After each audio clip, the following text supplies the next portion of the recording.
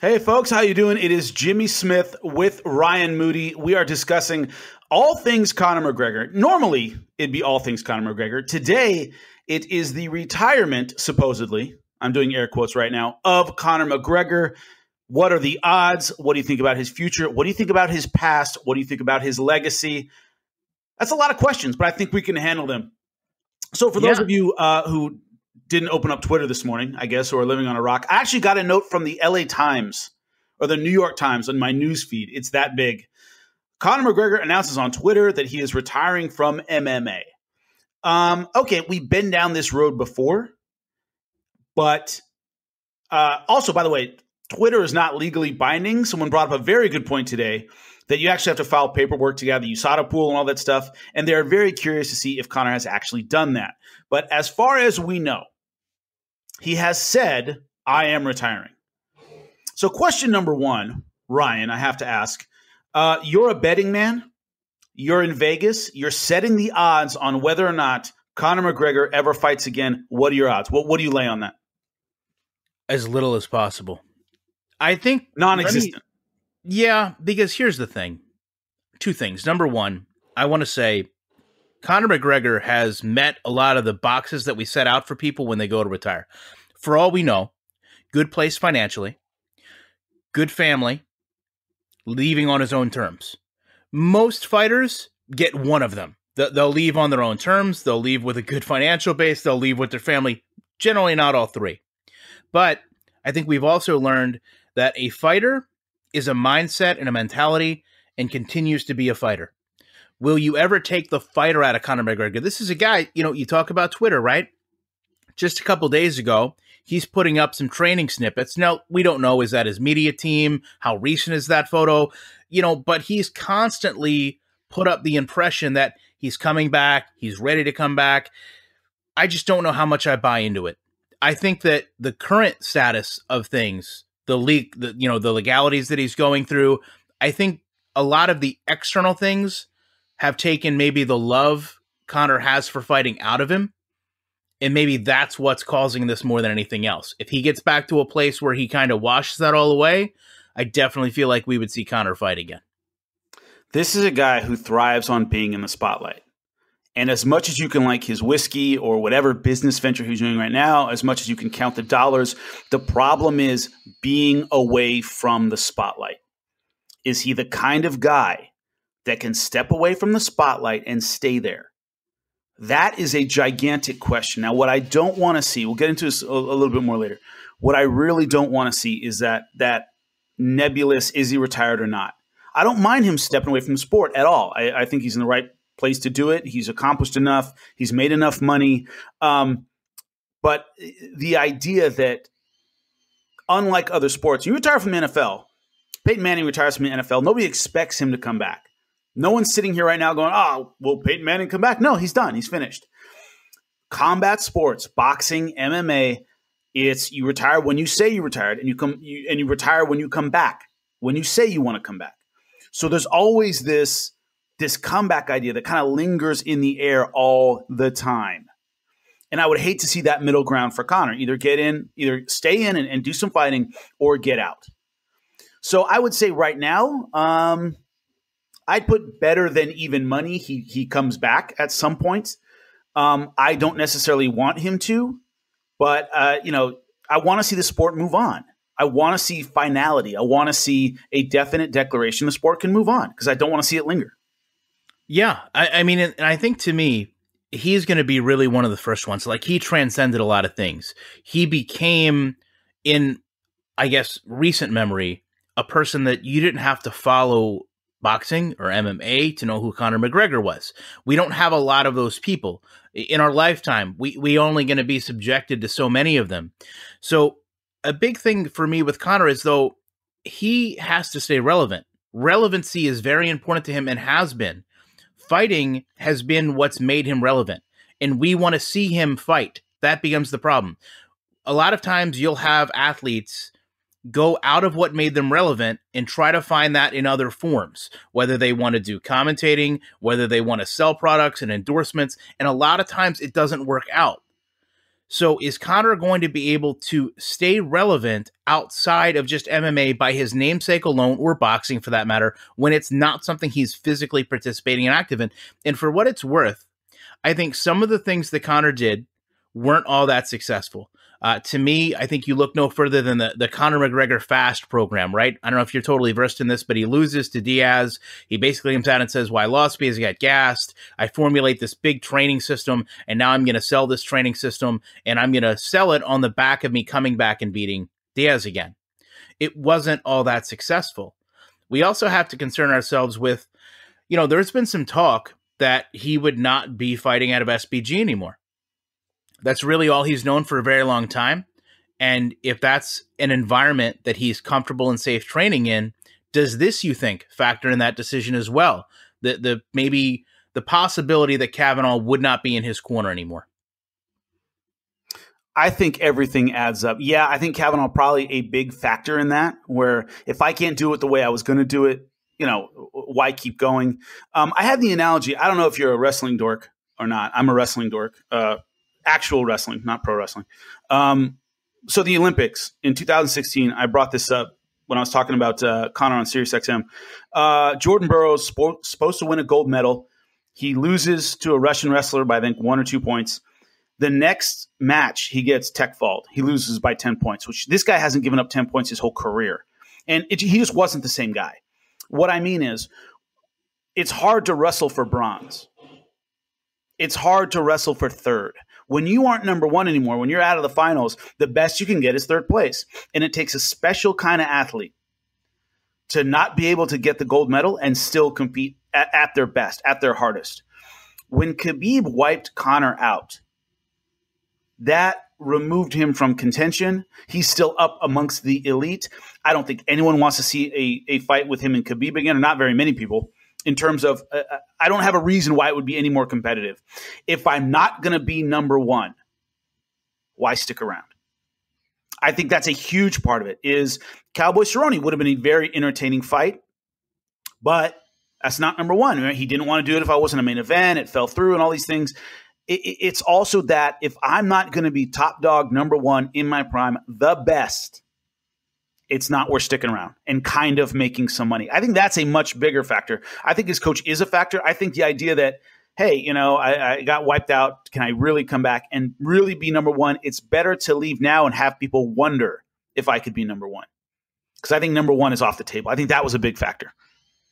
It's interesting you put it that way, because I really hadn't thought of it in that exact perspective. But look, here's a guy that whenever he does something, he wants it to be bar none, hands down, the best. You want to go to boxing? All right, I'm going to take on the best boxer. You want to go back to MMA? All right, hands down, I'm going to take on Khabib, number one contender.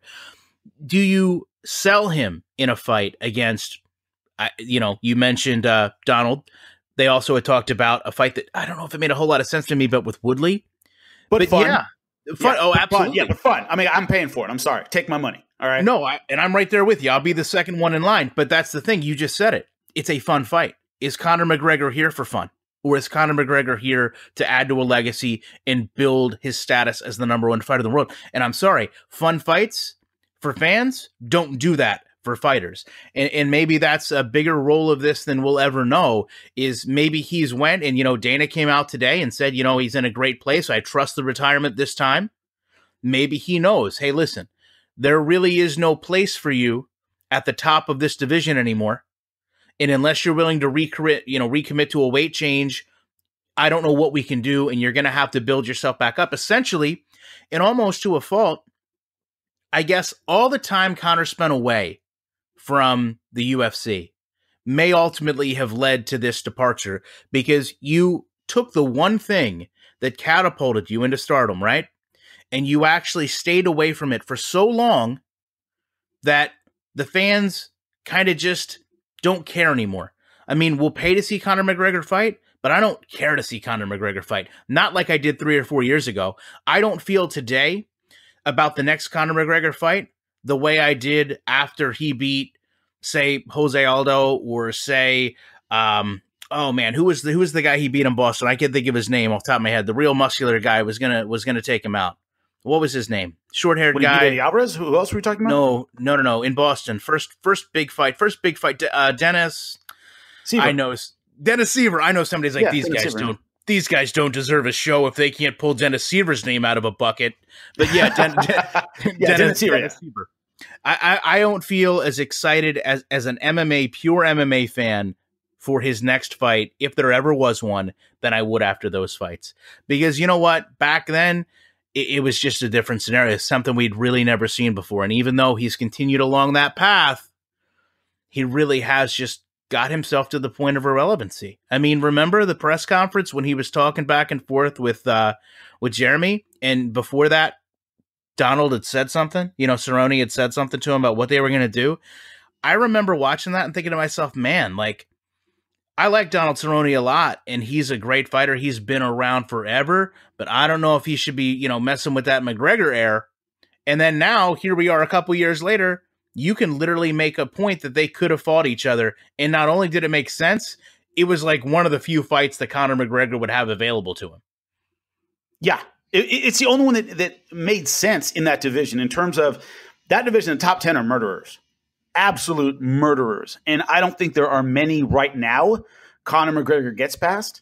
And once you're knocked off that ladder, if you step off the ladder, you're okay. If you're knocked off, different ball game. Different ball game. And I think he knew in his heart of hearts. Cerrone, I agree with you 100%. That's basically one of the few winnable fights against a top name at 155/70 pounds, meaning a natural lightweight. Yes, Cerrone can fight at 170. He's a natural lightweight. That's one of the few winnable fights for him. I would actually say with Pettis' win over Wonderboy, Pettis would have been a nice fight for him. But that's the mentality you start thinking about. Who's in that air that is worth fighting, yet I can beat? It's getting narrower and narrower and narrower. And what happens when you do that is the stakes become more and more loaded. If he loses to Cowboy, gets knocked out by a fringe top 10 55er, that's it. It's like, all right, where do you go now? I think he knows it's better not to take that step. It's better to get out, not necessarily on top, but near the top, thinking about the top, rather than fighting Cowboy and letting everybody know I'm not that top 5 elite guy anymore. Well, wow. I mean, risk reward, right? Yeah, exactly. If we're judging risk reward, and we say, let's say that fight's next month, you have a situation as Conor where essentially you can have people. You're not a gatekeeper by any stretch, but you're putting yourself in a position where people can make their name off you, and you only have, the floor to fall on. Essentially, you're going to devalue your name, your brand, your status so much. And for what? Money that you don't need, a fight that maybe you're not going to put 100% into, not because you don't want to, but because you've spread yourself over so many other avenues. And then, if you don't show up like you did against Khabib, and you look that bad again, you can't fall back and say, well, listen, Khabib is one of the best in the world. There's no shame in losing to one of the best. I agree. I mean, exactly. And it's one of those, once you fall off that top rung, it's hard to get back there. It really, really is. And so I personally think Conor's making the right decision. What I don't want to see, and this is my number one fear in terms of this, nowadays, I'm worried Conor will become an MMA zombie. And what I mean by that is not quite dead, not quite alive.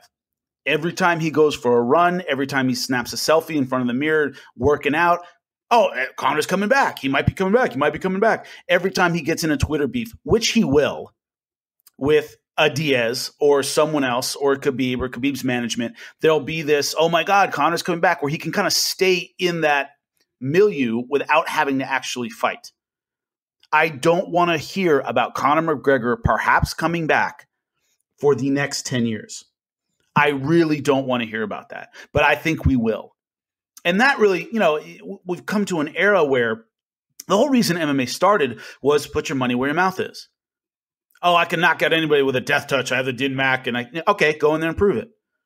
Oh, I can do this, that. Okay, get in that octagon and show me what you can do. But now we have a sense where, it breaks the internet every time Conor tweets, but he doesn't have to go in there and fight and actually do anything. I hate that middle ground. It's really disappointing to me as a fight fan, as someone who's covered fighting for as long as I have, that someone can basically stay relevant without having to jump in there and fight. And I would hate to see that for Conor McGregor for the next decade. But I think we will. And that's what bums me out. With that thought process, let me ask you this. Do you feel like, set boxing aside, strictly MMA, do you feel like there's ever a possibility Conor McGregor fights for another organization outside the UFC? Extremely unlikely. It would take a mint of money. It would have to be some kind of startup, one-off, huge liquid behind it, that kind of thing. I don't see an established organization right now paying that kind of money. If you're ONE FC, your market is not necessarily the United States. It isn't necessarily Western Europe. It's not worth it for them. Bellator, that would be a huge expenditure in resources. Just financially, I don't see a promotion right now where it makes sense. So it would have to be some maybe startup promotion that has crazy money and wants to do a one-off, like a reboot of Affliction, essentially, which, that was what Affliction was. Just a ton of money behind it, and they want to blow it all on one big fight. Maybe. But then you got to throw him a bum. Basically, you can't have him lose if you pay him that kind of money. I don't see a current promotion right now or in the foreseeable future paying for Conor McGregor. It's just too much. But you just said if they did, immediate validation, immediate eyes, I mean, the exposure that they would need to be successful. So with that thought process, do you think Conor McGregor goes back to boxing at any point? I mean, possibly. I just don't. I don't see a lot of MMA fans getting behind a boxing match for a retired Conor McGregor, meaning he left us and he went there. I don't see a lot of MMA fans wanting to reward that. You know what I mean? He could be fighting in MMA, in the sport we love, in the sport that made him, in the sport that where we supported him and we made him famous. He's going to go to boxing and do it. Now, I think they supported it when it was a one-off, in a sense of, hey, let's see what our guy, and I mean this, our guy can do against their guy. Floyd Mayweather representing boxing, Conor McGregor essentially representing MMA. I want to see what our guy can do against their guy. When he chooses to retire, he's not our guy anymore. He left us for that opportunity. I don't see fans rallying behind him. I don't see that working out well for him. And also, he's got the same I think he has a bigger problem in boxing in terms of, if you look at the elite at 147, Jesus, I mean, I don't think he has a prayer against any of those guys in boxing. So you'd really have to give him, at best, a mid-level guy. And is that going to get fans really excited? I don't think so. There are plenty of mid-level MMA guys that Conor can beat. Now, our argument is he doesn't want to fight mid-level guys. In boxing, there aren't a lot of mid-level guys he can beat. I mean, strictly boxing, at 147 pounds, Jesus. Even super welter, 155. It's full of monsters. I don't think he wants to fight any of those guys. So I don't see a lot of avenues for him in boxing either. You know what really bothers me about that argument? That, people come out. Even then you said, oh, it was boxing versus MMA. So many boxing. As far as the fans saw it. Yeah, exactly. So many boxing fans hold their hat on, look what McGregor had happen against Mayfield. Or against Mayweather, I'm sorry. No one in boxing wants to talk about James Toney and Randy Couture. Not a single person. Why is that? Like, that's the moment. It was like 8 years apart. Like, I want to go back to James Toney talking about how he was going to deal with this. Remember, anytime you go for a takedown, I'm going to do an uppercut, and that'll be the end of it. Okay, well, we saw how that worked out for you. Worked out great. Yeah, it was an uncompetitive fight. Yet all of a sudden, you get McGregor in there, who doesn't even have, I mean, don't get me wrong, he had a strong resume, but he wasn't James Toney's legacy in boxing to UFC at that point, or even MMA. And he goes in there and just lays down practically for Couture. And, none of those fans want to hear that. That's the one thing that really upset me, because, I guess as an MMA fan and a boxing fan too, my heart is more in MMA. And is yours? Would you say your heart is more in MMA than boxing? I would say a little bit more, although I did grow up more with boxing. Of course, MMA didn't really exist till I was in high school. But yeah, I'd say now definitely my heart's more in MMA. Right. I grew up with boxing, and it's very similar. I grew up in boxing, and I transitioned to MMA, and I became much more fond for MMA because it was, in my opinion, a much more whole, form of fighting. And it evolved fighters a lot more than boxing did. But to me, I really took that personal, probably more personal than I should. That whole MMA fan versus boxing fan, because we were right for a long time. I thought, sure, boxing is one-dimensional fighting. Get Conor in there, younger guy, strong guy, fast guy. We'll see what happens. It doesn't work out that way. But again, we were having the same conversation 8 years ago. Nobody was talking about that James Toney fight. It still bothers me now. It really does. That boxing is propped up as the supreme combat sport because Conor McGregor failed on that level. And maybe that's one of the big things we have to take away from Conor. If nothing else, if you look at his last competitive fights, he may have been at the highest level, but he failed against Floyd and he failed against Khabib. So that's a good transition for me. Let's talk about legacy. Okay. Let's assume for 1 second that Conor's done. He's finished. He never fights again. And the body of work we have now is what we have to evaluate the legacy of Conor McGregor. Let's just pretend. Now, I'm going to quote, which I have before, Teddy Atlas, fantastic broadcaster, good guy, and privileged enough to hang out with him a couple times. There's a DVD collection of Mike Tyson. And he was talking to the co-host, the guy who was basically hosting this DVD thing. I think it was Joe Tessitore, Brian Kinney, I forget which one. And they were talking about Mike. And Teddy Atlas says, what made Mike, and he pauses for a second, and he goes, spectacular. And the host goes, you almost said great. And he turns right to him and he goes, greatness requires longevity. Mike didn't have that. It was a little bit of brilliance, in my opinion. Greatness requires longevity. Mike never had that. Mike's not great. Mike was spectacular. Mike was, wow, did you see that? Man, great knockout. Knocked his mouthpiece into the third row. Da-da-da-da-da. Mike was not great. Now, plenty of boxing fans can argue about this forever if they feel like it. These were Teddy Atlas's words. Greatness requires longevity. Mike never had that. To me, right now, 2019, assuming we never see Conor McGregor fight again, Conor McGregor to me was spectacular.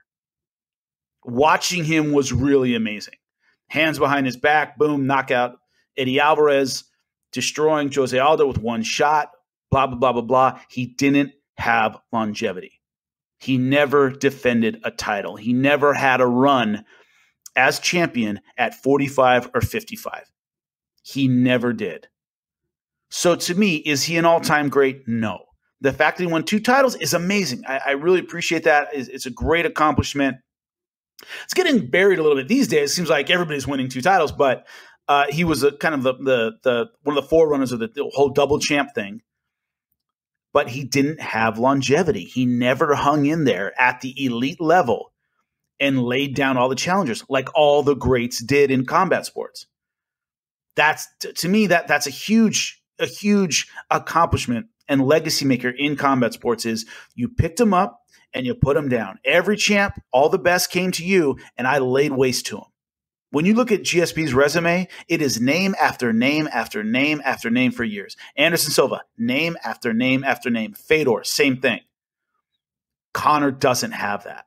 He doesn't have the longevity, in my opinion, for true greatness. He was spectacular to watch. He was a supernova. He was something, whoa, I can't believe I just saw that. But true greatness, I don't think he had the longevity for true greatness to me in MMA. That's my possibly unpopular opinion, but that's what I think. I'm sure there will be people that find that unpopular, as well as probably my opinion. But we're on the same boat, and we're going to the same place. We're just in different levels of the deck, if you will. I do want to say, since you mentioned Tyson, recently Mike Tyson was asked about Muhammad Ali, and he started crying in an interview with Michael Rappaport. And if you get a chance to watch a very powerful moment where he talks about how Ali was not like us, that he was a different type of person, and he almost did not like being compared to Muhammad Ali because he knew that he was not of that same cloth. Very powerful moment. To me, to get back to McGregor, though, when I look back, you're absolutely right. There are some magic moments. There are some highlight moments. There are moments that every time I see a UFC montage, I expect to have replayed to me. And those are great memories, and I will forever be indebted to Conor McGregor for them. But there's also a lot of those fights where there can be a giant asterisk because as a fan, I'm thinking to myself, but what if? Okay. So, for example, Chad Mendes knocked him out in the second round. Chad Mendes came in late. Chad Mendes was a little gassed, not 100% Chad Mendes. So you beat him, but Jose Aldo, you mentioned it yourself, improbable knockout, right? I mean, you couldn't script it in a movie. You could, people would tell you, delete this scene because it's fake. People won't believe it. Knockout punch on the first swing, you know, it's great, but could it have consistently happened? You go to the Nate Diaz, gets submitted rear naked choke, okay, comes back from it, but didn't actually beat Nate, won via decision. Eddie Alvarez, I mean, a friggin' battle, wins the belt, right? But at the same time, a lot of people will tell you, Eddie Alvarez doesn't have the best chin. Conor McGregor comes in, kind of saw what we expected in that one. So it's kind of just that asterisk, right? Like, it's kind of those fights where you can go back.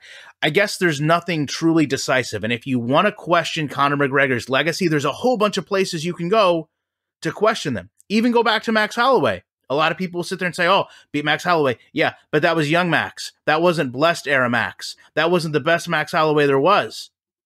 So to me, when I think of his legacy, there's a lot of special moments.